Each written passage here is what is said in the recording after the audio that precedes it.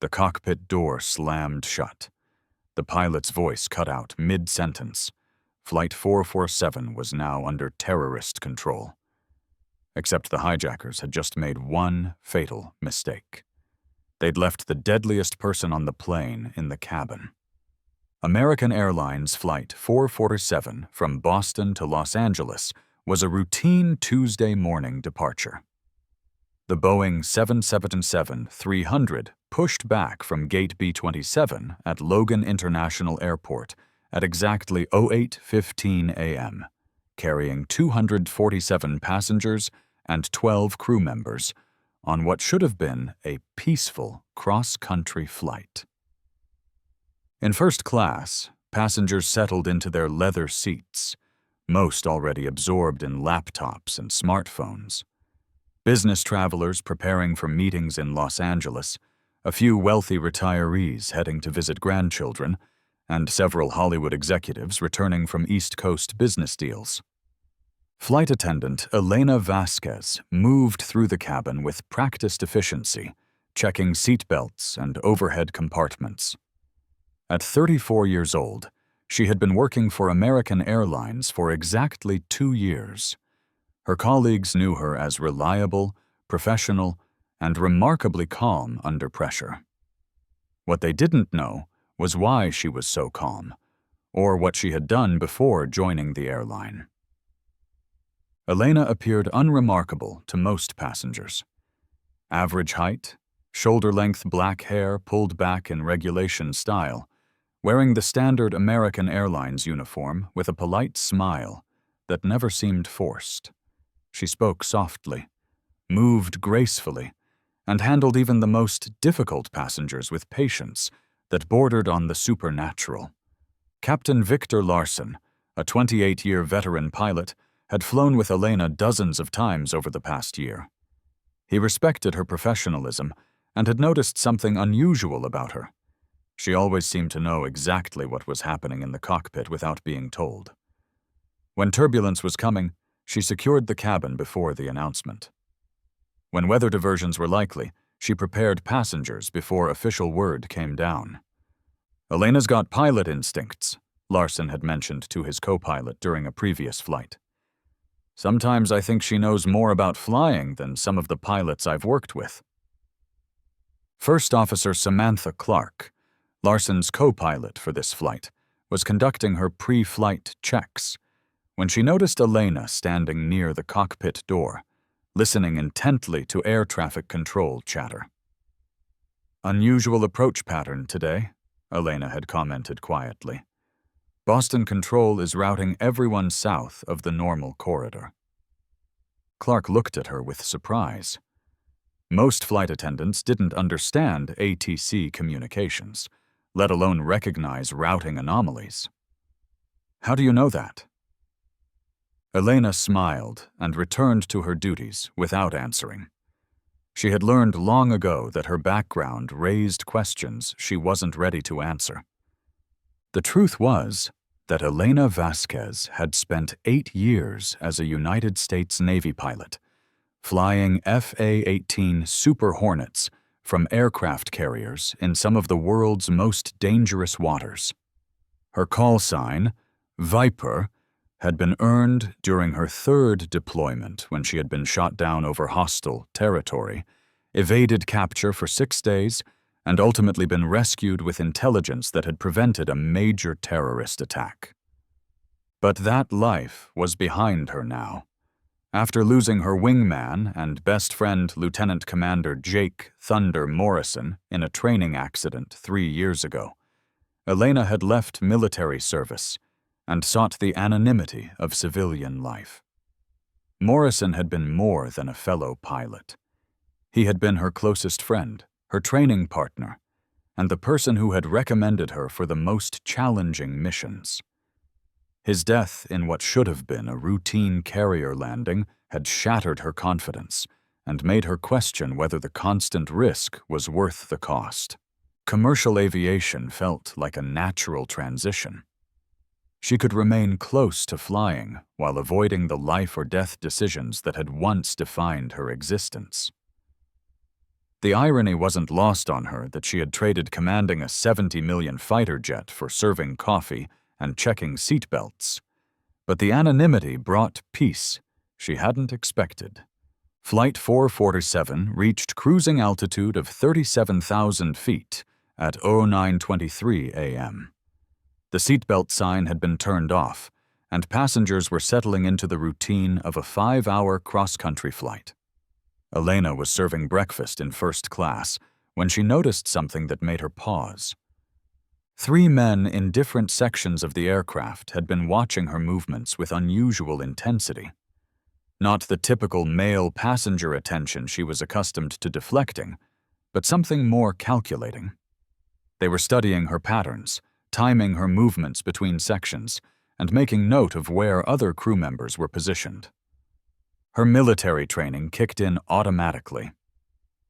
Elena began her own counter-surveillance, discreetly observing the 3 men while maintaining her normal service routine. The first was in seat 3A, middle-aged, wearing a business suit, but his shoes were wrong. Expensive leather dress shoes with rubber soles designed for quick movement. His hands showed calluses consistent with weapons training. The second man was in 14C, middle section. He appeared to be sleeping, but Elena noticed his breathing was too regular, too controlled. He was feigning sleep while maintaining awareness of his surroundings. When she passed his row, she saw a small bulge near his ankle that suggested a concealed weapon. The third was in 28F, near the rear of the aircraft. He had visited the bathroom 3 times in the first hour of flight. Unusual behavior that suggested nervousness or final preparations for something.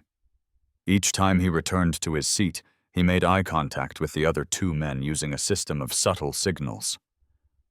Elena's combat instincts were now fully activated.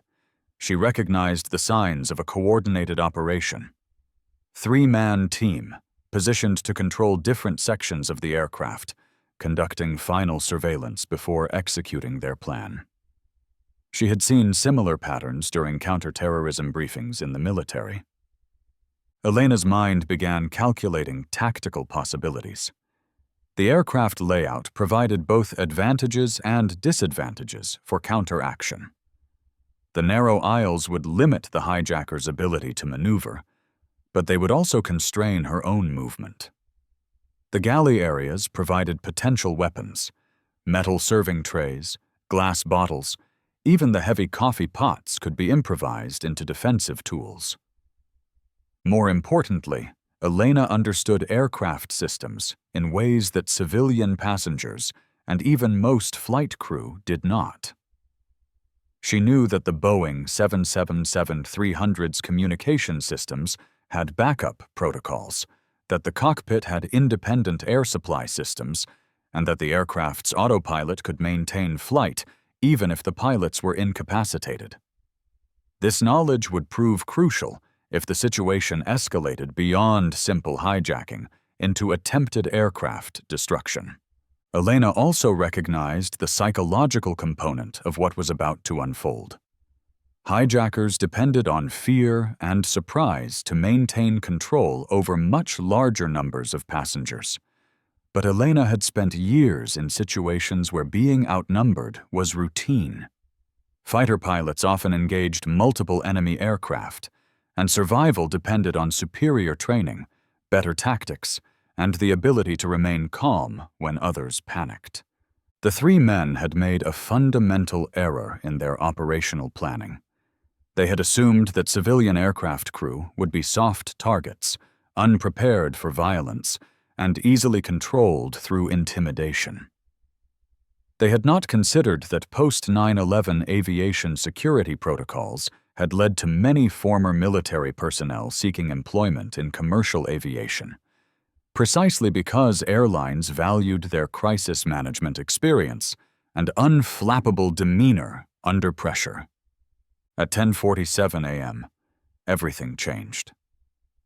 Elena was collecting breakfast trays in first class when she heard Captain Larson's voice over the intercom begin a routine announcement about weather ahead. Mid-sentence, his voice cut off abruptly. The intercom went dead. The man in seat 3A stood up immediately, as did the men in 14C and 28F. They moved with military precision, each producing weapons that had somehow passed through security screening. The man from first class produced what appeared to be a ceramic knife, while the others revealed similar weapons made from materials that wouldn't trigger metal detectors.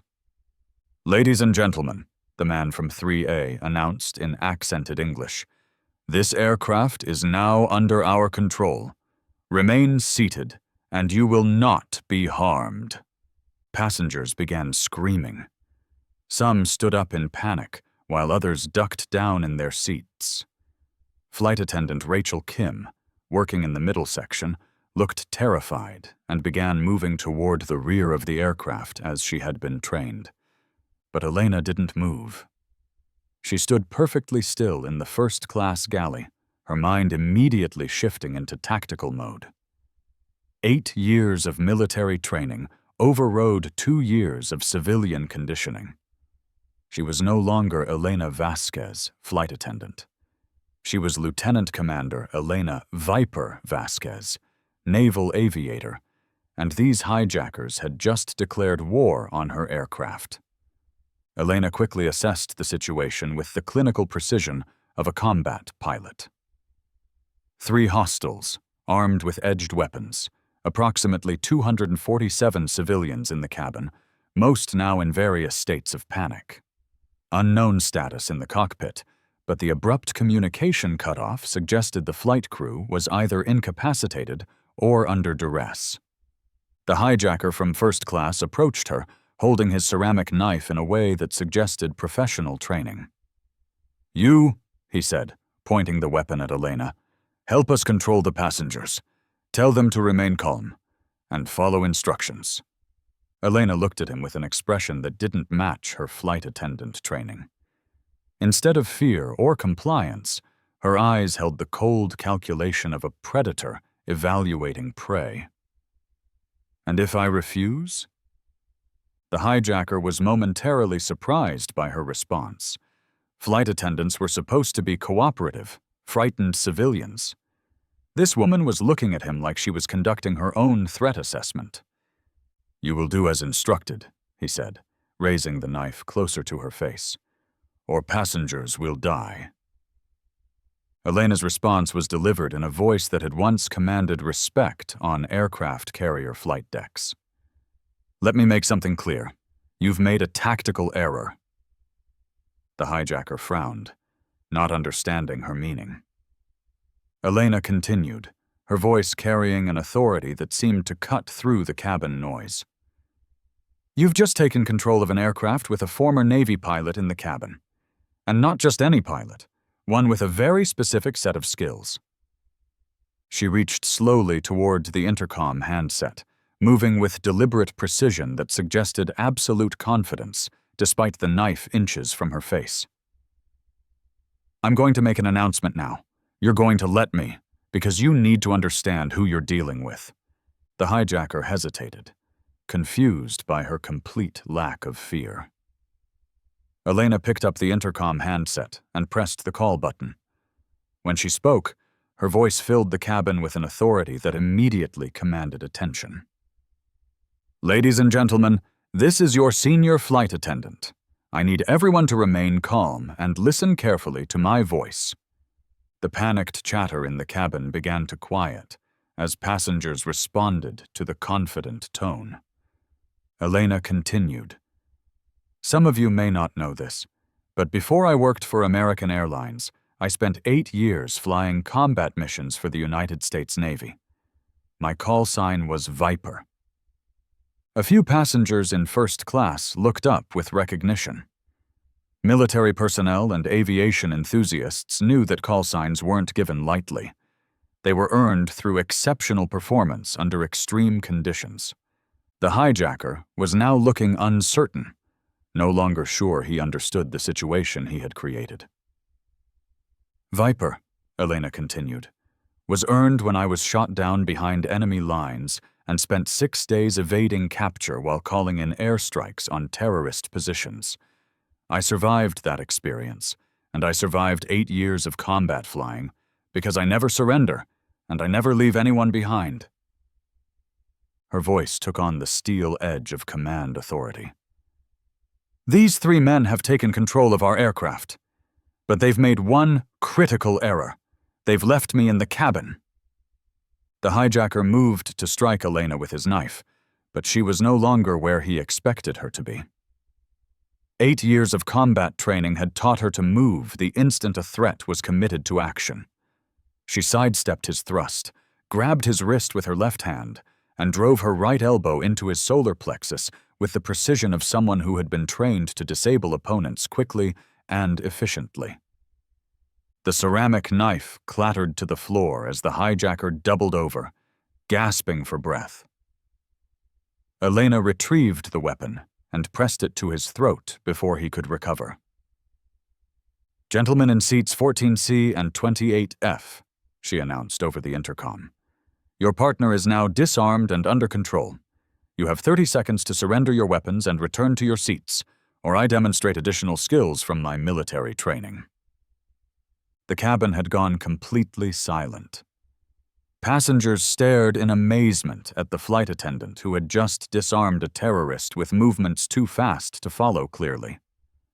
The hijacker in 14C shouted something in a language Elena recognized as Arabic and began moving toward the first-class section, knife raised. Elena's response was immediate and devastating. She had learned close-quarters combat from Marine instructors who emphasized ending threats quickly and permanently. As the second hijacker reached the first-class galley, Elena used the narrow aisle to her advantage, trapping his knife arm against the bulkhead and delivering a knee strike that dropped him to the floor unconscious. The third hijacker, realizing his operation had collapsed in less than 2 minutes, began shouting threats and moving toward passengers in the rear section. Elena's voice cut through his panic like a blade. "Mahmoud," she called out, using a name she had heard him called by the others. "I can see you're considering harming passengers to regain control of this situation." The hijacker stopped, surprised that she knew his name. Elena continued, her voice carrying the calm certainty of someone accustomed to life-or-death situations.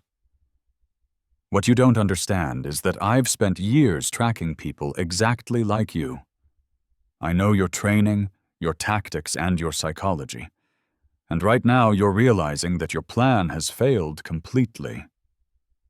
She began walking slowly down the aisle toward him, still holding the ceramic knife, but with her other hand raised in a seemingly peaceful gesture. "Your operational security was poor, Mahmoud. 3-man cell, coordinated timing, weapons designed to bypass metal detectors, classic Al-Qaeda methodology, probably trained in camps we've already identified and probably monitored." The hijacker was backing away from her, suddenly uncertain and afraid. The confident terrorist who had taken control of the aircraft was being psychologically dismantled by a flight attendant who spoke like an intelligence analyst. "Your mistake," Elena continued, "was assuming that American civilian aviation is soft target.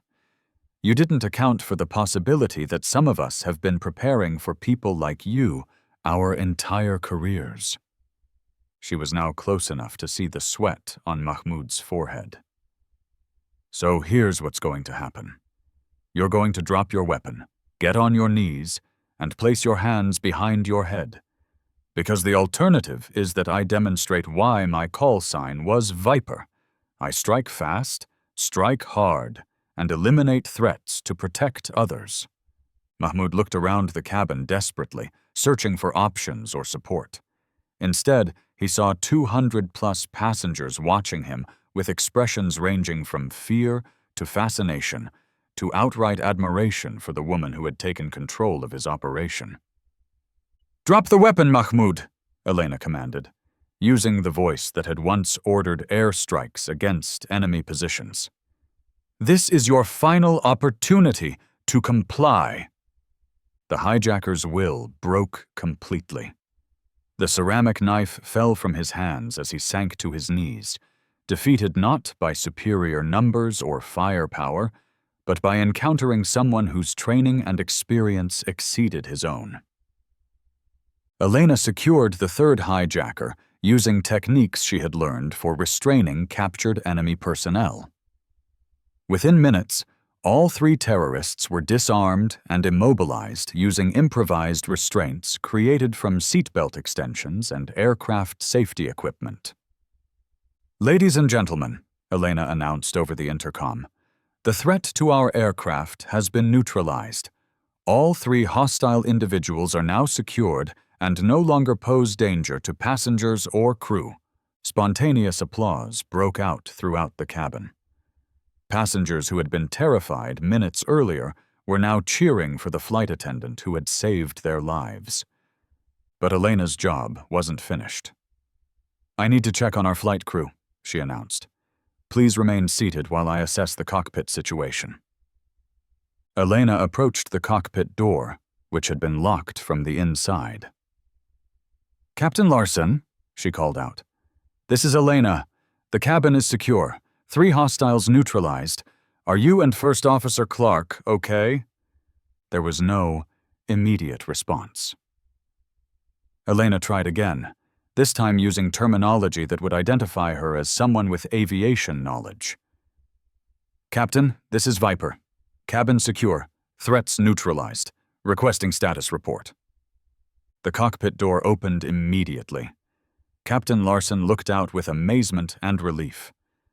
"Viper? Elena, what happened out there?"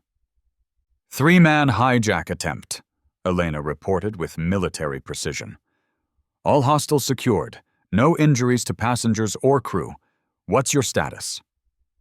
"They never made it to the cockpit," Larson replied. "We heard the commotion and locked down according to protocol. But Elena, how did you—" "Long story, Captain. Right now we need to notify air traffic control and request priority landing with law enforcement response." First Officer Clark was staring at Elena with new understanding. "Viper, I know that call sign. You're the pilot who survived 6 days behind enemy lines in Syria. Your actions prevented a major terrorist attack." Elena nodded briefly. "That was another lifetime. Right now I need to help you manage this situation." Captain Larson immediately began radio communications with air traffic control, while Elena returned to the cabin to coordinate passenger care and evidence preservation. She moved through the aircraft, checking on traumatized passengers, coordinating with other flight attendants, and ensuring the 3 secured hijackers remained properly restrained. Passenger Dr. Miranda Walsh, a psychiatrist returning from a conference in Boston, approached Elena with admiration and curiosity. "I've never seen anything like what you just did. The way you took control of that situation? That wasn't flight attendant training." "No," Elena replied simply. "It wasn't. You saved our lives. All of us." Elena looked around the cabin at the passengers, who were slowly returning to normal conversation and activity. "This is what we train for. To protect others when they can't protect themselves. We, military personnel, current and former, we carry that responsibility even after we take off the uniform." Flight 447 was diverted to Denver International Airport, where it landed under emergency protocols with full law enforcement response. FBI counterterrorism teams, federal air marshals, and local SWAT units surrounded the aircraft as it taxied to an isolated gate. As passengers deplaned, many stopped to thank Elena personally.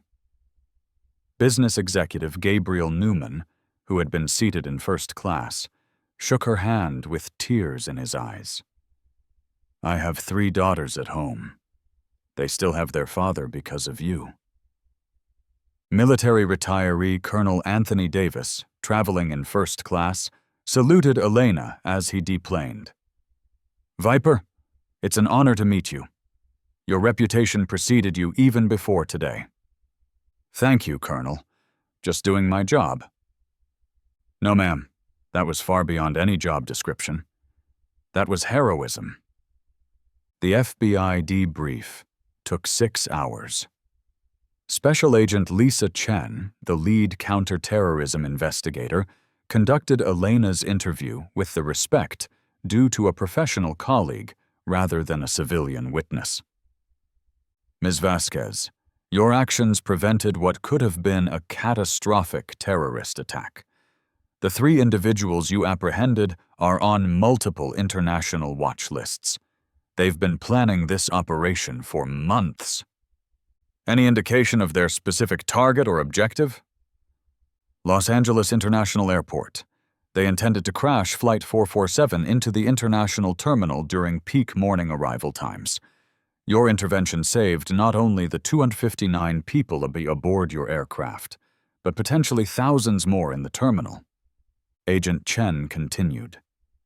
"I need to ask, why didn't you identify yourself as military personnel during the hiring process with American Airlines?"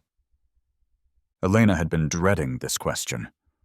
"I left military service after losing my wingman in a training accident. I needed to step away from that world. Commercial aviation let me stay close to flying while avoiding combat situations. And yet when combat came to you, you were ready." "You never stop being ready, Agent Chen. The training doesn't go away just because you change careers." The story of Flight 447 became international news within hours. Former Navy pilot working as flight attendant stops hijacking single-handedly dominated headlines around the world. Aviation security experts called Elena's actions the most effective counterterrorism response by civilian airline personnel in aviation history. American Airlines CEO David Porter personally called Elena to thank her and offer any support the company could provide. "Ms. Vasquez, American Airlines is proud to have you as part of our team. Your actions reflect the very best of our industry and our country." "Thank you, Mr. Porter. I just hope this incident leads to improved security screening. Those ceramic weapons should never have made it onto the aircraft." "Already being addressed. The FAA is implementing new detection protocols based on what happened today." But the most meaningful recognition came from an unexpected source. Admiral Karen Mitchell, currently serving as Chief of Naval Operations, personally traveled to Denver to meet with Elena. "Commander Vasquez," the Admiral said, using Elena's former rank, "on behalf of the United States Navy and the American people, thank you for your service, both past and present." "Admiral, I appreciate the sentiment, but I'm no longer Commander Vasquez. I'm just a flight attendant who did what needed to be done." "No, you're a naval officer who never stopped serving, even after leaving active duty. Your actions today exemplified the very best of military training applied to civilian protection." Admiral Mitchell continued. "I understand you left service after a training accident involving your wingman. I want you to know that Lieutenant Commander Morrison's death was investigated thoroughly. It was determined to be mechanical failure, not pilot error. There was nothing you could have done differently." Elena felt tears forming for the first time since the hijacking. She had carried guilt about Jake Morrison's death for 3 years, believing somehow that her training or leadership should have prevented the accident. "His family would be proud of what you did today," the Admiral continued. "You saved 259 lives using the skills he helped you develop as your training partner. That's a legacy worthy of his sacrifice." 3 days later, Elena returned to work on a flight from Denver to Phoenix. As she moved through the cabin checking on passengers, she noticed something different. Travelers looked at her with recognition and respect. Several thanked her personally for her service, both military and civilian. Captain Larson, flying with her again, made a special announcement over the intercom. Ladies and gentlemen, I want you to know that your senior flight attendant today is Elena Vasquez, known to her military colleagues as Viper. 3 days ago, she single-handedly stopped a terrorist hijacking and saved the lives of everyone aboard Flight 447. The cabin erupted in applause. Elena, embarrassed by the attention, tried to continue her normal duties, but passengers continued approaching her with gratitude and respect. Dr. Walsh, the psychiatrist from Flight 447, had specifically booked this flight to fly with Elena again. I've been thinking about what you said, that military personnel carry the responsibility to protect others even after leaving service. It's not just military personnel, Elena replied. It's anyone who has the training and ability to help when others are in danger: police officers, firefighters, doctors, teachers. We all have obligations that extend beyond our official duties. You could have stayed hidden, continued living as just a flight attendant. No one would have known about your military background. Elena looked around the cabin at passengers who were sleeping peacefully, reading, working on laptops, all able to do so because they felt safe. That was never really an option. When you have the ability to protect others, you have the responsibility to use it. 2 weeks after the hijacking, Elena received a package at her apartment. Inside was a photograph she recognized immediately: her old FA-18 Super Hornet parked on the flight deck of the USS Abraham Lincoln. Written across the bottom in her wingman's handwriting were the words, "Viper strikes true." The photograph had been sent by Lieutenant Commander Morrison's widow, along with a letter. "Elena, Jake always said you were the finest pilot he ever flew with and the best person he ever knew. What you did on Flight 447 proves he was right on both counts. He would be so proud to know that his training partner is still out there protecting others. The Viper call sign was earned through your courage, and you're still earning it every day. Thank you for honoring his memory by continuing to serve." Elena carefully placed the photograph on her apartment wall, next to her Navy commendation letters and the letter of thanks from Flight 447 passengers. For the first time in 3 years, she felt at peace with her decision to leave military service. She had found a way to continue protecting others while honoring the memory of those who had served alongside her. 6 months later, American Airlines announced the establishment of the Viper training program, designed to identify and train airline personnel with military or law enforcement backgrounds for enhanced security situations. Elena was appointed as the program's director, tasked with developing protocols that could prevent future hijacking attempts. The program isn't about creating armed flight attendants, Elena explained to aviation security conferences. It's about recognizing that many airline employees have backgrounds and training that can be utilized to protect passengers. We're teaching situational awareness, threat recognition, and de-escalation techniques. The Viper program became a model for airlines worldwide. Within 2 years, similar programs were operating in 23 countries, training civilian airline personnel to recognize and respond to security threats. Elena continued working as a flight attendant while directing the program, refusing offers to return to military service or move into corporate aviation management. "This is where I can do the most good," she explained to reporters. In the cabin, with passengers, ready to protect them if needed.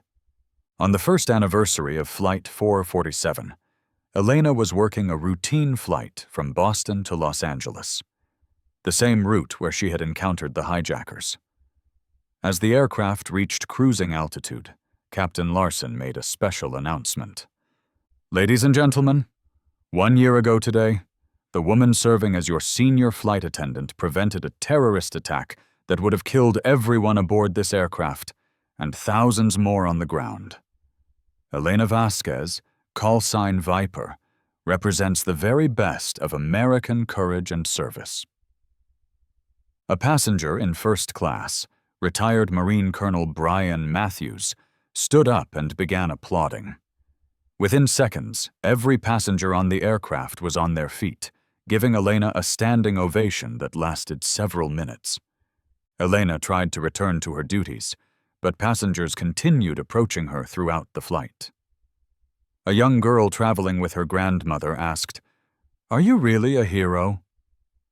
Elena knelt down to the child's eye level. "Heroes are just ordinary people who do the right thing when it's needed. Someday you might be in a situation where someone needs help, and you'll have the chance to be a hero too." "How will I know what to do?" Trust your training, stay calm, and remember that protecting others is the most important job any of us can have. As Flight 447 landed safely in Los Angeles, Elena reflected on the unexpected path her life had taken. She had left military service seeking anonymity and peace, but had discovered that some responsibilities never end. The training never fades, the duty never expires, and the commitment to protect others remains constant. Looking out the aircraft window at the bustling LAX terminal, Elena thought about the thousands of people moving through the airport, unaware of how close they had come to tragedy 1 year ago. They would never know her name or her story, and that was exactly how she preferred it. She was Viper, a call sign earned through fire, tested in combat, and proven again in the civilian world where heroes hide in plain sight, ready to rise when duty calls. As passengers deplaned, many stopping to thank her personally, Elena prepared the cabin for the return flight to Boston. Tomorrow would bring new passengers, new responsibilities, and the constant readiness to protect those who depended on her skill and courage. The hijackers had been right about one thing. They had left the deadliest person on the plane in the cabin. But they had been wrong about everything else. Elena Vasquez wasn't deadly because she sought to harm others. She was deadly because she would do anything necessary to protect them. Viper had risen from the ashes of her military career to find new purpose in civilian service. And she would continue rising every day, on every flight, ready to defend the innocent with skills earned through years of training and a commitment to service that transcended uniform, rank, or recognition. Elena Vasquez's story reminds us that heroes don't always wear uniforms or carry obvious weapons. Sometimes they serve coffee and check seatbelts, waiting patiently for the moment when their hidden skills might be needed to protect others. The most dangerous person on Flight 447 wasn't one of the hijackers. It was the flight attendant who had trained her entire adult life to stop people exactly like them. If this story moved you, please like this video and subscribe to Real Heroes Stories YouTube for more incredible tales of service, sacrifice, and hidden heroism. Tell us in the comments, what city are you watching from today? And have you ever discovered that someone you knew had a secret background in military service or law enforcement? Remember, heroes walk among us every day, often in the most ordinary circumstances, ready to rise when called upon to protect others.